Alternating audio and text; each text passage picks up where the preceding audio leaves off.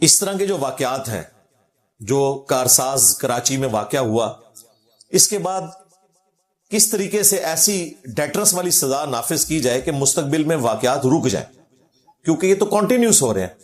آپ کو پتا ہے کہ وہ شاہ زیب قتل کیس جو تھا شاہ رخ جتوئی والا، وہ اس وقت شاہ زیب خانزادہ نے اسے اٹھایا، اسے بڑی دھمکیاں ملی، ورنہ تو وہ فارغ ہو گیا تھا کیس. اور پھر جب صلح ہوئی تو اس وقت پھر اس کیس کو اٹھایا گیا. اس وقت کے چیف جسٹس نے بڑی دلیری دکھائی. ویسے تو وہ بڑا کمزور چیف جسٹس تھا ثاقب نثار، لیکن اس معاملے میں وہ دلیری دکھا گیا اور اس نے کہا کہ نہیں، اب گورنمنٹ اس کیس کو لے کے چلے. انہوں نے معاف بھی کر دیا تو کیا ہوا، اسے تو پھر بھی کوئی خاری کاٹنی پڑی شاہ رخ جتوئی کو. لیکن ہمارے ملک میں اس سے پہلے رینجرز نے سب کے سامنے کراچی میں وہ سرفراز کو قتل کیا، چھوٹ گئے. پھر سائیوال کے اندر ناحق قتل کیا گیا پوری فیملی کو، چھوٹے چھوٹے ان کے بچے. یار ہمارے بھی بچے ہیں، آج بھی میں وہ ویڈیوز دیکھتا ہوں تو دل پسی جاتا ہے. کچھ بھی نہیں نکلا، اینڈ پہ وہ بھی چھوٹ گئے. اس وقت چیک دے دیا جناب عمران خان صاحب نے، حالانکہ ہمیں ان سے یہ امید نہیں تھی. وہ تو کہتے تھے تحریک انصاف. ماڈل ٹاؤن واقعے کو وہ ہمیشہ اپوزیشن میں کیش کرواتے رہے، ظلم ہوا. لیکن ان کے دور میں جب سائیوال انسیڈنٹ ہوا تو ماڈل ٹاؤن ہی ریپیٹ ہو گیا. اس سارے حکمران ایک جیسے ہی ہیں، 19-20 کا فرق ہو سکتا ہے. اچکزئی صاحب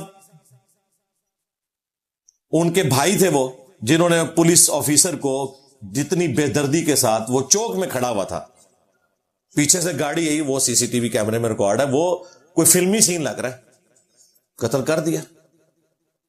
ریمنڈ ڈیوس نے جس طریقے سے یہاں مسلمانوں کو قتل کیا، اور ہمارا جو اس وقت کی سب سے بڑی سیکورٹی ایجنسی ISI کا چیف، وہ کورٹ میں بیٹھا ہوا ہے اپنے مائی باپ کی خدمت کرنے کے لیے. جب تک چھڑوا کے یہاں سے روانہ نہیں کیا نا، ان کی ہڈی میں چین نہیں آیا ان کو. یعنی اتنا انہوں نے ہلکا سمجھ رکھا ہے. اور اس قسم کے واقعات ہوتے رہتے ہیں، وہ آپ کے سامنے. یہ تو ابھی ایک واقعہ ہوتا ہے تو ہم پرانے سارے یاد کرنا شروع کر دیتے ہیں کہ یہ بھی ہوا تھا، یہ بھی ہوا تھا، یہ بھی ہوا تھا، لیکن نکلا کیا اس میں سے؟ کچھ بھی نہیں. وہ کہتے ہیں کیا کریں جی، قتل عمد تو نہیں ہے، یہ قتل خطا ہے. تو میں نے اس کے اوپر تفکر کیا کہ اسے فساد فی الارض کی کیٹیگری میں ڈالنا چاہیے. اگر کوئی شخص اوور سپیڈنگ کر رہا ہے، وہ ٹریفک قوانین کو توڑ رہا ہے اور بدماشی کے ساتھ گاڑی چلا رہا ہے اور اپنی گاڑی کے نیچے کسی کو کچل دیتا ہے، اگرچہ وہ اس کا جاننے والا نہیں ہے، وہ یہ پلی نہیں لے سکتا کہ اس سے تو میری کوئی دشمنی نہیں تھی، یہ خطا کے طور پر قتل ہو گیا. نہیں، یہ قتل عمد ہے. مفتی اعظم سعودیہ نے 8 سے 10 سال پہلے فتویٰ دیا تھا کہ جو شخص اوور سپیڈنگ کی وجہ سے مر جائے وہ خودکشی کی موت مرا ہے. اگر آپ کی سڑکیں ڈیزائن نہیں ہیں 120 سے زیادہ سپیڈ کو ہینڈل کرنے کے لیے، اور آپ چلا رہے ہیں 200 کے اوپر اور ٹائر پھٹ جاتا ہے اور آپ کہتے ہیں نہیں شہید ہو گئے، اور ٹائر جب پھٹتا ہے تو خود نہیں شہید ہوتے، کئی لوگوں کو ساتھ لے جاتے ہیں. یہ دیکھا نا، یہ بدماش قسم کے جو گنڈے ویلنگ کر رہے ہوتے ہیں. کئی ایک ویڈیوز رکھی ہوئی ہیں، ایک آدمی اپنی 2 بچیوں کو ٹینکی پہ بٹھا کے بیوی کو پیچھے بٹھایا ہوا ہے اور پیچھے سے اس کو اڑا دیا ہے. مردو تو حرام موت مرا، لوگوں کی زندگیاں چھین لی اس طریقے سے. تو ایسے لوگوں کو یہ میں شرعی سولوشن دے رہا ہوں، کیونکہ ظاہر ہے ہم سے لوگ یہ ایکسپیکٹ کر رہے ہوتے ہیں کہ جی قرآن میں تو سورۃ النساء میں قتل خطا کی سزا آئی ہے کہ بلڈ منی لے سکتے ہیں، تو اس طرح اگر بلڈ منی لے کے اس طرح کے لوگوں کو چھوڑا گیا تو ان کے پاس تو اتنا پیسہ ہے، یہ تو روزانہ بندہ قتل کر دیں تو یہ روزانہ دے سکتے ہیں بلڈ منی، 5 کروڑ بھی دے سکتے ہیں جو انجینئر صاحب نے سجیسٹ کیا ہے. سنن ابی داؤد کی احادیث کی روشنی میں 100 اونٹ یا 200 گائے یا 2000 بکریاں یا اس کے ایکویلنٹ رقم، وہ آلموسٹ 5 کروڑ بنتی ہے، یہ تو دے سکتے ہیں. پھر ان لوگوں کے اوپر چیک کیا ہوگا؟ چیک یہ ہے کہ انہیں فساد فی الارض کی کیٹیگری میں ڈالا جائے.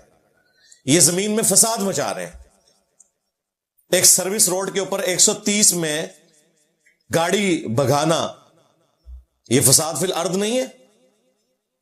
وہ اسی لیے سپیڈز رکھی جاتی ہیں ٹریفک قوانین میں کہ پتا ہوتا ہے کہ اس کی وجہ سے یہ نقصان ہو سکتا ہے، نہ صرف چلانے والے کو بلکہ سامنے بھی کسی کو ہو سکتا ہے۔ خودکشی تو اپنی کرے گا وہ، لیکن اگلوں کی تو جان لے لے گا نا۔ یہاں پہ بھی اگر ایئر بیگز نہ کھلتے، اس کی وہ اتنی مہنگی والی گاڑی نہ ہوتی، تو اس نے خود بھی مر جانا تھا، جو گاڑی کی حالت ہوئی بھی تھی، لیکن اگلوں کی تو جان لے لی۔ تو انہیں فساد فی الارض میں ڈالنا چاہیے، جو آیت محاربہ سورۃ المائدہ کی آیت نمبر 33 میں آیا کہ جو فساد فی الارض کرنے والے لوگ ہیں ان کی سزا یہ ہے کہ انہیں قتل کیا جائے یا سولی دیا جائے یا مخالف سمت کے ہاتھ پاؤں کاٹے جائیں یا ملک بدر کر دیا جائے۔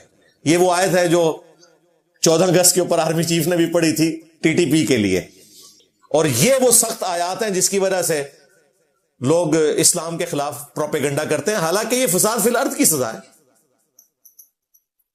او امریکہ فساد فی الارض جن لوگوں کو سمجھتا ہے نا، پوری کارپیٹ بمنگ کر کے انہیں ختم کر دیتا ہے۔ اگر اسلام یہ کہتا ہے کہ فساد فی الارض کرنے والوں کی سزا یہ ہے کہ انہیں قتل کیا جائے، سولی پہ لٹکایا جائے، مخالف سمت کے ہاتھ پاؤں کاٹ دیے جائیں یا ملک بدر کر دیا جائے، تو یہ سزا تو اس کے مقابلے میں چھوٹی ہے جو امریکہ اپنے زوم میں جنہیں فساد فی الارض کرنے والا سمجھتا ہے، حالانکہ سب سے بڑا فسادی خود ہے، اور اس وقت دنیا کا سب سے بڑا فسادی اسرائیل، اس کی پشت کے اوپر یہی امریکہ تو ہے۔ تو اسلامک سزائیں کوئی سخت نہیں ہے، یہ فساد فی الارض والی سزا ہونی چاہیے۔ کوئی زیادہ فسادی ہے، ایک سے زیادہ دفعہ اوور سپیڈنگ کر رہا ہے، قتل کروایا جائے، سولی دیا جائے۔ ایک آدھ دفعہ ہوا ہے، مخالف سمت کے ہاتھ پاؤں کاٹے جائیں، قتل نہ کیا جائے، مخالف سمت کے ہاتھ پاؤں کاٹ دیے، یعنی دایاں ہاتھ کاٹا جائے تو بایاں پاؤں، یا اسے ملک بدر کر دیا جائے۔ یہ فساد فی الارض کی سزا اسٹیبلش کی جا سکتی ہے۔ پلس جو بلڈ منی ہے وہ تو دینی ہی دینی ہے، وہ اپنی جگہ رہے، گورنمنٹ دے یا اس بندے سے دلوائے، وہ ان کا آپس کا معاملہ ہے۔ لیکن فساد فی الارض کی سزا کو اگر اسٹیبلش کیا جائے تو یہ جو امیر لوگ جن کو کہتے ہیں کہ انہیں نشہ تھا، ڈرائیونگ کرتے ہوئے یہ نشے کی حالت میں تھے، ان کو نشہ اترتا ہی نہیں ہے، ان کی دولت کا نشہ ہے، ان کے سٹیٹس کا نشہ ہے، سب کو انہوں نے خرید رکھا ہے اور عوام کو یہ چونٹیاں سمجھتے ہیں۔ تو ان کا علاج یہ ہے کہ فساد فی الارض کی سزا ان کے اوپر لگائی جائے۔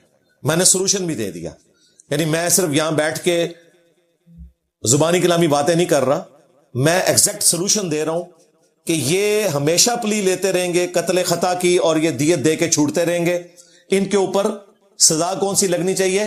فساد فی الارض، آیت محاربہ، اسے آیت محاربہ کہا جاتا ہے۔ فساد فی الارض کی سزا سورۃ المائدہ کی آیت نمبر 33 کے اندر جو رپورٹ ہوئی ہے، یہ وہی آیت ہے جو آرمی چیف نے بھی اپنے ایڈریس کے اندر پڑھی تھی۔ باقی ہم تو اپنے بڑوں کو توجہ دلاتے رہتے ہیں کہ وہ عوام الناس کے لیے بھی کچھ سوچیں اور پولیٹیشنز کی جوڑ توڑ سے بھی تھوڑا باہر نکلیں۔ ہمارا مسئلہ اس وقت یہ بنا ہوا ہے کہ خان صاحب کو بیل کب ملنی ہے، ان کا جلسہ کینسل ہونا ہے یا نہیں ہونا، ہم نے آئین میں ترمیم کرنی ہے یا نہیں کرنی، نیکسٹ چیف جسٹس کون سا آ رہا ہے، اب اگلا آرمی چیف کسے ہونا چاہیے، کس کو ایکسٹینشن ملنی چاہیے، کس کی مدت ملازمت بڑھنی چاہیے، بس یہ ہمارے مسئلے رہ گئے۔ یقین کریں میں عرصہ دراز سے یہ دیکھ رہا ہوں کہ یہ کبھی سیلاب وغیرہ آ جائے تو کوئی تھوڑی بہت خبر آ جاتی ہے عوامی بھی اوپر، ادروائز 9 بجے کا جو خبر نامہ ہے نا، وہ سارے کا سارا یا تو عدالت نامہ ہوتا ہے یا سیاست نامہ ہوتا ہے یا ریاست نامہ ہوتا ہے، اور اس میں کچھ بھی نہیں ہوتا۔ عوامی خبریں کوئی بھی نہیں ہوتی کہ عوام کے لیے کیا ہو رہا ہے۔ پی ٹی وی پھر بھی کوئی عوامی خبریں دیتا ہے، کیونکہ ان کو نہیں ہوتا, وہ لوگوں نے دیکھنا ہی نہیں ہوتا. جو ہمارے مین چینل ہے نا وہ چسکے والی خبریں, یہی والی. اچھا اس میں ہمارا بھی قصور ہے, ہم لوگ بھی اس طرح کی خبریں دیکھنا چاہتے ہیں. تو ظاہر ہے انہوں نے تو ریٹنگ کو دیکھ کے چلنا ہے. عوام کو بھی ایجوکیٹ اس حوالے سے ہونا چاہیے کہ بھئی ہماری خبریں بھی ہونی چاہیے, عوام نامہ بھی ہونا چاہیے, اس میں صرف وہاں پر عدالت نامہ نہیں ہونا چاہیے.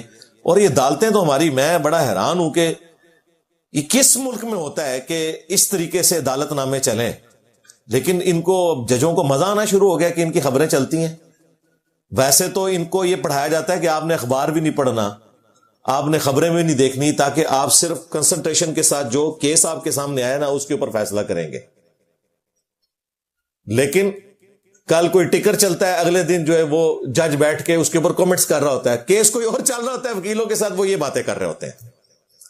تو یہ سارے کے سارے سوشل میڈیا اور الیکٹرانک میڈیا ڈرائیوڈ لوگ ہیں. خواہ ہمارے پولیٹیشنز ہوں, ہمارے جج صاحبان ہوں, ہمارے جرنیل صاحبان ہوں. عوامی مشکلات کیا ہیں؟ ہمارا تو سب سے بڑا مسئلہ بجلی کا بنا ہوا ہے. اللہ بھلا کرے, حافظ نعیم الرحمان صاحب کو انہوں نے زور لگایا, دیکھیں فائدہ ہی ہوا ہے, کم از کم پنجاب کو تو فائدہ ہو گیا ہے. اور زور لگائیں تو انشاءاللہ تعالی باقی معاملات بھی بہتر ہوں گے انشاءاللہ تعالی. وہ انشاءاللہ ہم اس کے اوپر بھی تفصیلی ویڈیو ریکارڈ کروائیں گے. ابھی تو کئی ایک معاملات سامنے مزید آ رہے ہیں. آج یہ ٹاپک اس حوالے سے ضروری تھا کہ میں اسے کرنٹ افیئر کے اوپر ڈسکس کرتا, تاکہ یہ جو ظلم کا بازار گرم ہے دولت کی بنیاد کے اوپر, دولت کے نشے میں ڈوب کر, سٹیٹس کے نشے میں ڈوب کر عوام الناس کو چیونٹیوں کی طرح کچل دینا اور بعد میں کہنا کہ یہ لو تمہاری جان کی قیمت, اور ہمیں تو قرآن نے بھی رائٹ دیا ہوا ہے, تمہارا کیا لینا دینا قرآن کے ساتھ, دین کے ساتھ. دنیا کے کتے ہیں, اپنے مقصد کے لیے قرآن کو یوز کرتے ہیں. ان کو پکڑنے کے لیے, ان کو قابو کرنے کے لیے قرآن حکیم میں فساد فی الارض کی سزا جو سورۃ المائدہ کی آیت نمبر 33 میں رپورٹ ہوئی ہے وہ امپلیمنٹ کی جائے تو انشاءاللہ تعالی آپ دیکھیں گے یہ سارے سیدھے ہو جائیں گے.